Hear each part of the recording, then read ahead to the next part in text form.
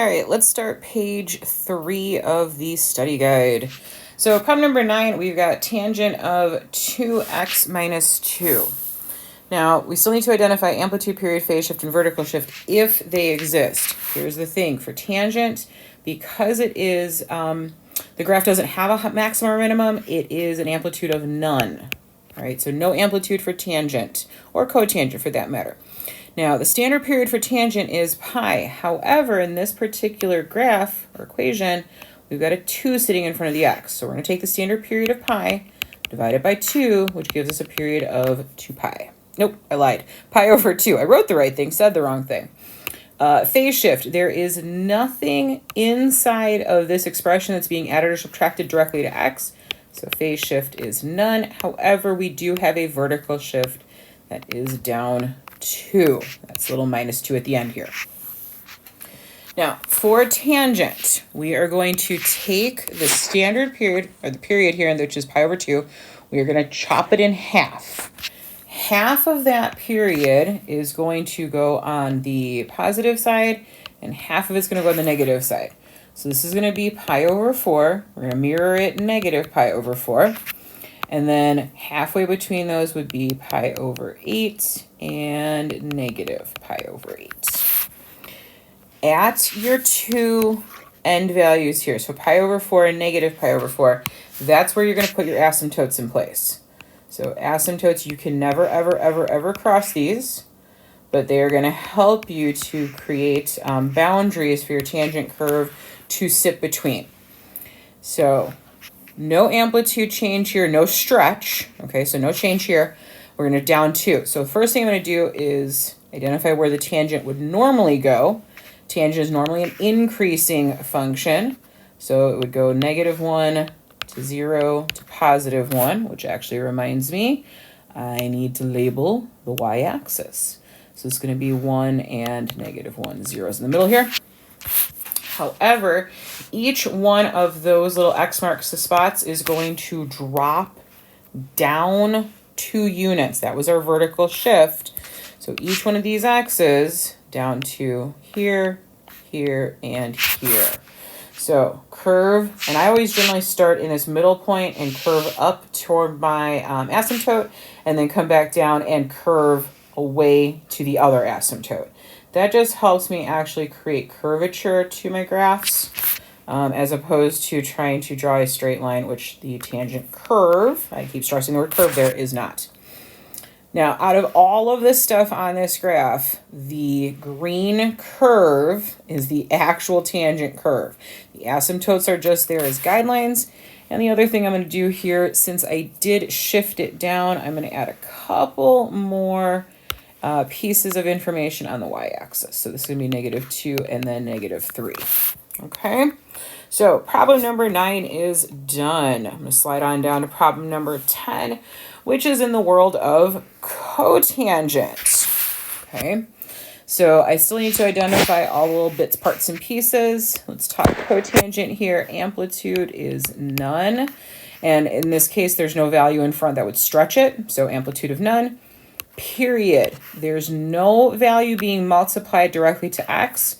So the period is a standard period of pi. Phase shift, we're going to take the entire expression. So x plus pi over 2 set equal to 0, which means x is equal to negative pi over 2. So phase shift is going to be left pi over 2. Vertical shift is a none. All right, no vertical shift.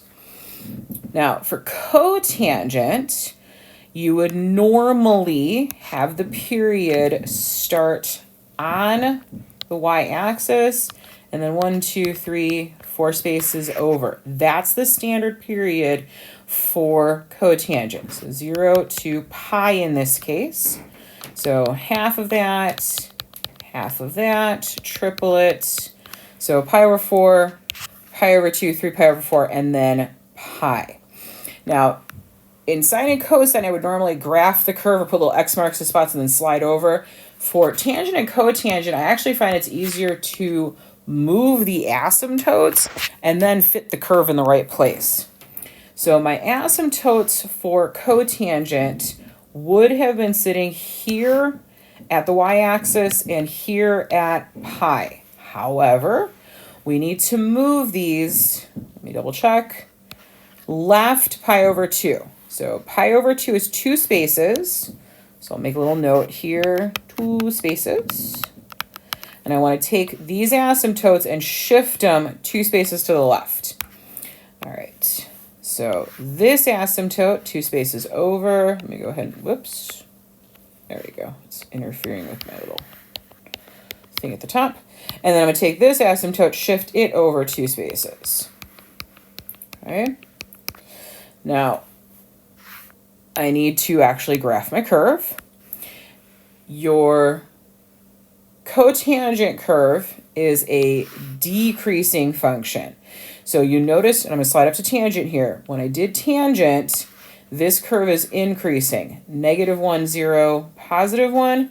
Cotangent is the reverse of that. So unless there's a reflection of some kind, which this one doesn't have it, you're gonna start at +1, then 0, then -1. So +1, 0, -1.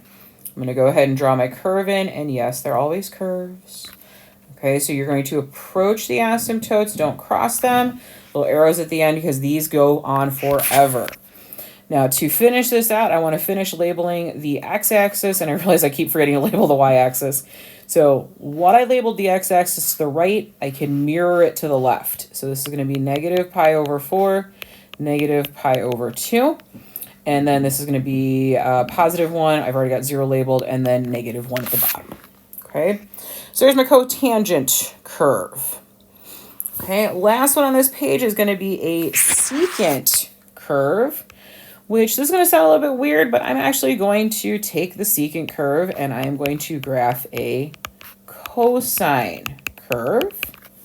Okay, because this information for cosine is going to help me find my maximum minimum points, which is what I'm going to need to find then the secant curve. Okay, now secant does not have an amplitude. Okay, so none. You might be looking at it going, wait a minute, there's a 2 here in front of the cosine. Yes, cosine has an amplitude, and we're going to use that when we graph, but secant does not. Okay, secant is an infinite curve vertically, so it's going to keep going up to infinity or down to -infinity. All right, period here. We're going to take what's in front of x. So standard period for cosine is 2 pi. Standard period for secant is also 2 pi. So 2 pi divided by 4, and when we simplify it, we're going to have a period of pi/2. Okay, phase shift. Nothing is being added or subtracted directly to x, so no phase shift. So none. However, we have shifted the whole graph down 1. So that's my vertical shift. So down 1. So I'm going to take my period of pi/2, and I'm going to label it on the x-axis. So starting at the origin, 0, 1, 2, 3, there's pi/2. Chop it in half. I'm going to get pi/4. Chop it in half, pi/8.